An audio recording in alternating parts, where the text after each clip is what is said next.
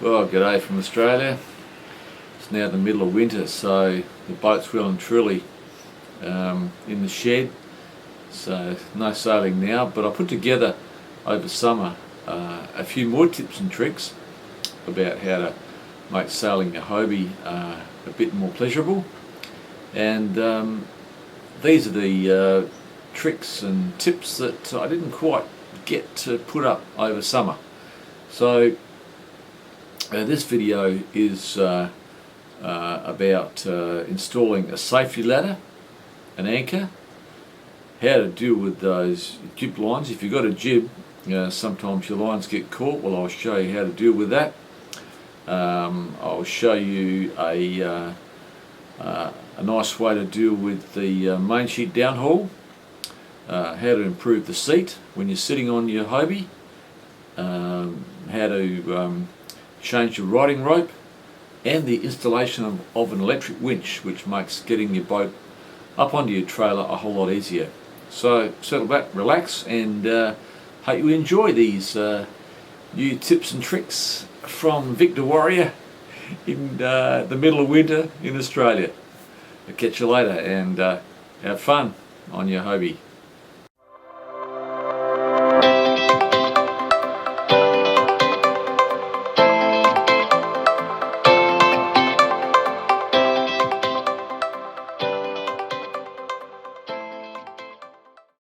If you've capsized your boat, or heaven forbid you've fallen off of it, you'll probably end up here trying to get back onto your boat, and probably in about this position. Now these boats are fairly high up out of the water, so to get back on the boat is actually pretty difficult.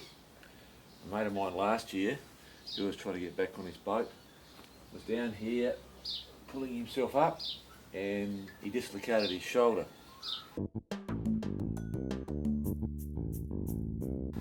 So to assist us with getting back on the boat, we've got ladders now on the front of our boat, and I'll show you how these operate. So when you're down in the water, just a matter of taking off the bungee cord, undoing the ladder and letting the ladder come out. Now these ladders hang straight down from your boat.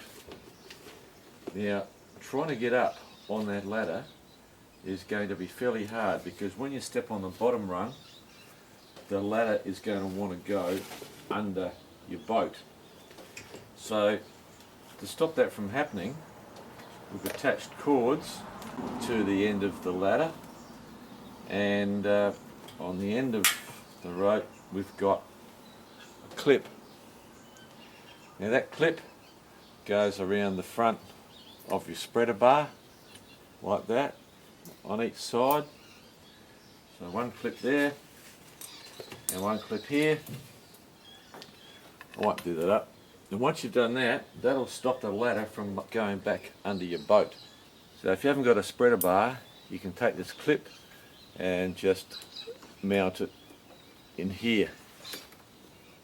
So no spreader bar, easy fix, just put it in there. And that'll make it much easier for you to get back on your boat.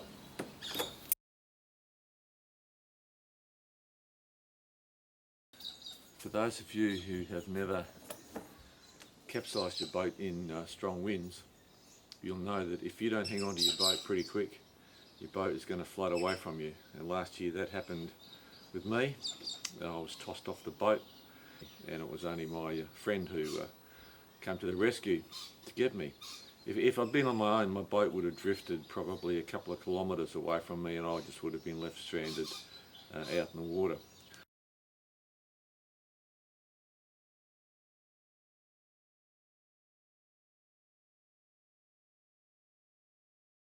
And what happens is that the boat goes over, the anchor will grab, the anchor will stop your boat from moving away. I'll also show you in the video some other uses for the anchor. Now you may think in the event of a capsize that this could fall into your main or your jib if you've got one, but I found that when the boat goes over, it just goes straight in the water and stays clear of your sails. Don't you just love those magpies? Now, a little bit about the anchor setup. you want to get an anchor similar to this. You don't want to get one with prongs all over it so that you end up getting spiked in the head. This actually sits nicely in this tray. This tray has a couple of cutouts here and over there, and then one here. So when the anchor sits in there, it sits nicely in the tray. Now there is about 6 meters of rope in here, and I'll just show you what's attached to the end of this rope. Now what I've got attached to the end of this rope is probably a metre of double bungee, which acts like a shock absorber. If your boat's at anchor and pulls against the anchor, it's not going to pull your anchor out of the ground. And then at the end of the bungee, just have something like this. I just happen to have this in the shed, but just a clip. And then I usually just put my clip around the hiking strap like that. All my rope in the tray, and that's all nice and neat and out of the way. Now I also need to say that the anchor needs to be sitting on top of your rope, not under your rope. So in the event of a capsize, the anchor goes over first, and then the rope follows it. Now the other thing is, I've never pitch poled this boat. I've only capsized it 4 times. In the event of a pitch pole, if you had a jib, the anchor may become entangled in the jib. So I'm not quite sure how it would work in a pitch pole, but it definitely works if you have a capsize. Now initially when I thought of the anchor idea, I thought about mounting it on the spreader bar on the front of the boat, but personally I didn't like the look of it, so I mounted it here. If you mounted it on your spreader bar, you're almost certain to get your anchor into the water and to not foul your jib or your main at all. And it would also come out of its tray in the event of a pitch pole. So that's your choice. You might like to mount it on your front spreader bar.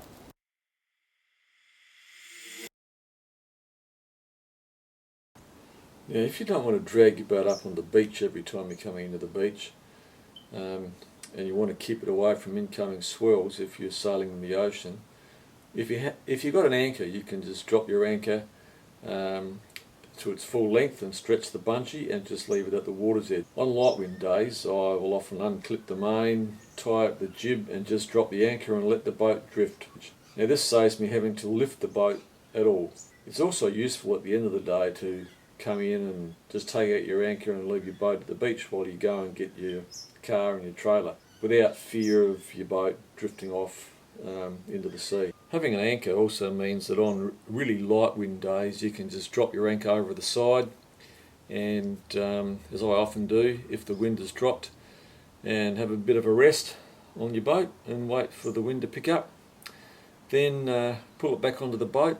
It's pretty easy getting it back on when your bungee cord attached to the end, back in its box, and off you go.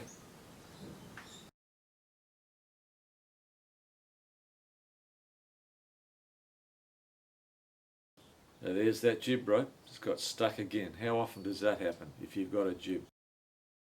Now if you've got a jib, you probably find that your lines often get caught around the front of your mast, particularly on your mast pin.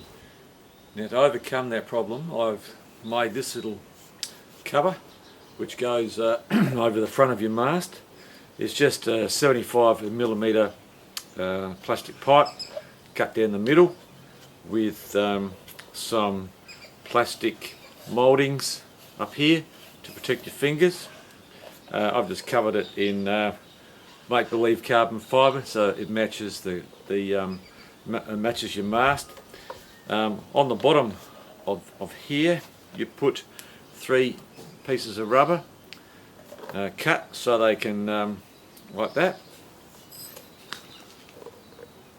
so that can go on the bottom of your mast and spread out over your bottom beam to keep your ropes from fouling your pin and the bottom of your mast. Now just put the covering on the bottom of your mast, making sure to pull it right down.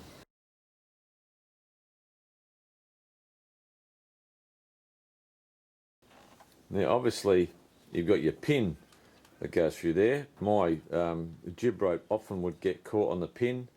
On the bottom here I've got my downhaul bits and pieces. I've also got some cleats and other bits and pieces, and quite often the jib rope will get caught on the bits and pieces on the lower part of your mast. So that piece I've just showed you will stop your jib from getting caught.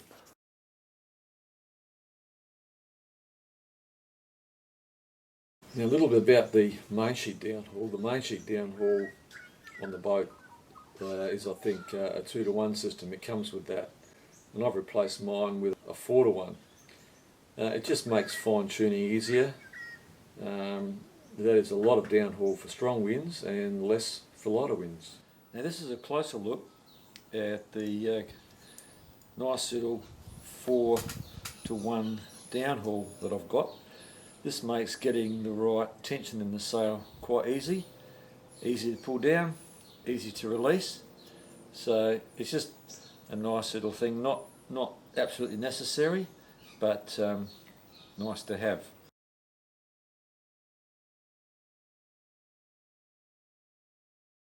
Well, Hobie market this as a 4-person boat, but I think it's more like a 4 small person boat, because you've got seats like this, which aren't all that comfortable.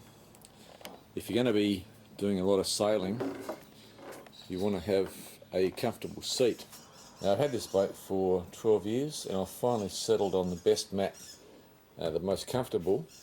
The rubber, it makes it nice and soft, and the top, which is just a doormat, a plastic type stuff, doormat, which makes it non-slip, so that's extremely comfortable. Now because of where I mount my boat on the trailer, it means that the strap for the back of the trailer would come over the seat there. So what I've done is put a cover over there, so when it's tied down it doesn't dig into the seat. So that's the rubber, and the mat goes on top. It's also nice to have a soft seat to put your arm on when you're just laying back having a lazy day sailing.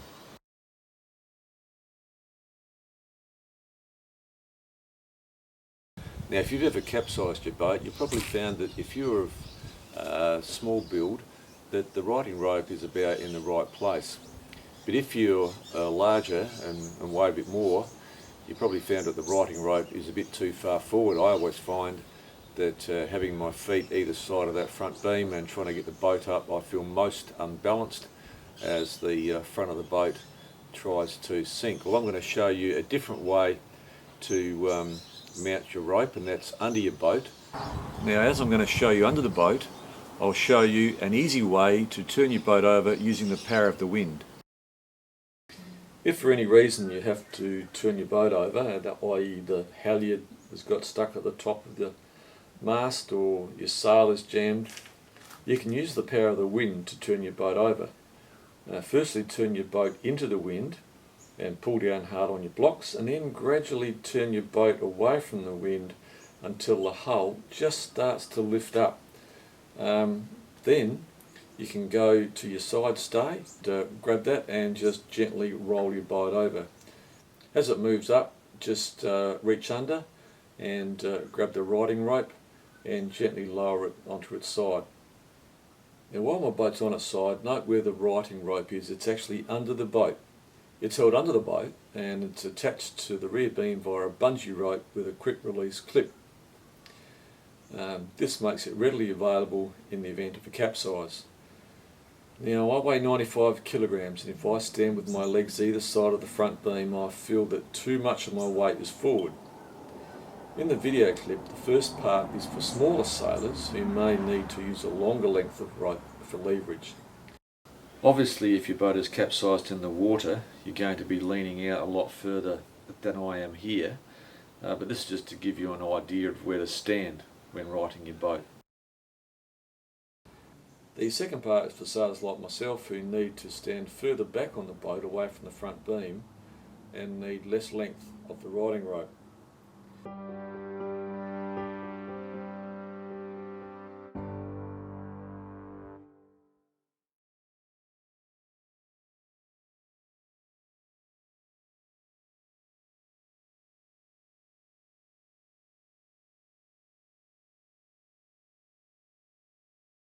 Now on the back of your boat you'll have a fitting like this, and it's through this that you put the first clip, and I'll show you the setup.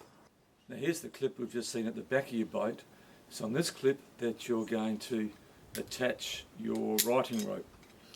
Now I'll show you how this is made up. This is just the end of your righting rope is here, and we've got 3 lengths of bungee cord going up to another clip. In between this clip and the end of your righting rope you've got a piece of rope which allows your bungee cord to stretch to a certain length and not any further. Now the main reason for the bungee cord is to keep your righting rope tight under your boat. This other cord lets you pull on your righting rope and allows you to get a bit of leverage to get your boat upright. Now obviously you're going to have to adjust the length of these bungee and this rope to accommodate your weight. If you don't weigh much, you're obviously going to have to unclip the whole thing and use the whole righting rope. But if you're like me and you weigh a bit more, you're not going to lead all the righting rope. You'll be able to move about 1 metre back from the front bar and pull and be able to get your boat up much easier. So that's just the setup of what's at the back of the righting rope and attached to the back of your boat. I'll show you now how it looks when it's attached at the back of your boat. Now you may wonder why I've got a couple of clips here and not just one clip coming down from the back. If you were to try and undo this clip, it's actually quite hard. This is much easier just to undo this to release your righting rope. So the setup when it's sitting at the back of your boat should look like this. Now this rope here will drag in the sea if you leave it like this, and it sends up a bit of spray behind your boat which you may not like. So you can just wrap it around your bungee and then just tuck it in to keep it out of the way. So all I've done there is separate the bungee cords and tuck that rope in between them. Now this is the size of the clip that you want to use, something big so it's nice and easy to undo.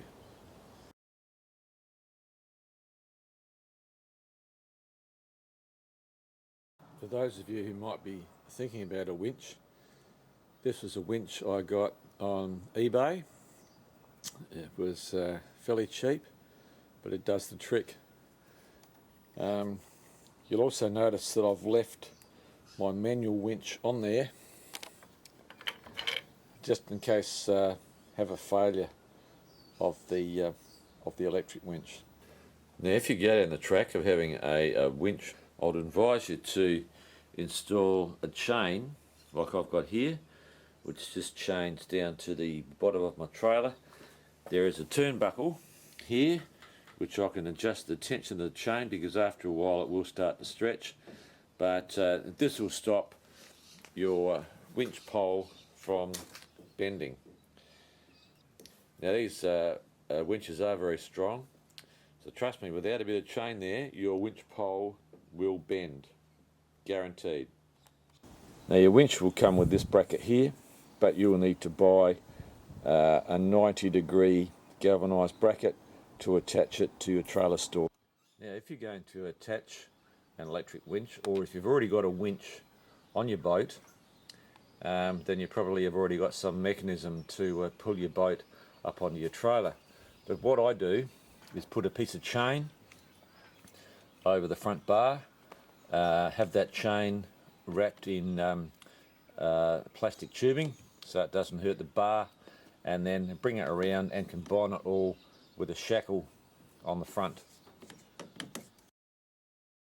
Now, with the winch, I've left my boat at the water's edge with the anchor out, and I'm going to use the method to get it onto my trailer as shown in my video, Easy Load Trailer.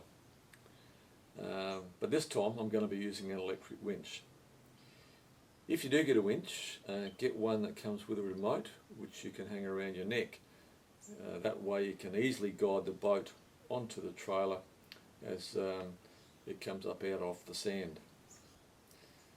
Now when the boat has just lifted its stern off the beach, it's at this stage you can loosen your bungs to let any water out. In my case it looks like I've still got a few leaks. Then press your button and you can get your boat further up onto your trailer with your winch. The electric winch is just a nice feature, and if you're getting old like me or you don't have a lot of strength, it's just great to have.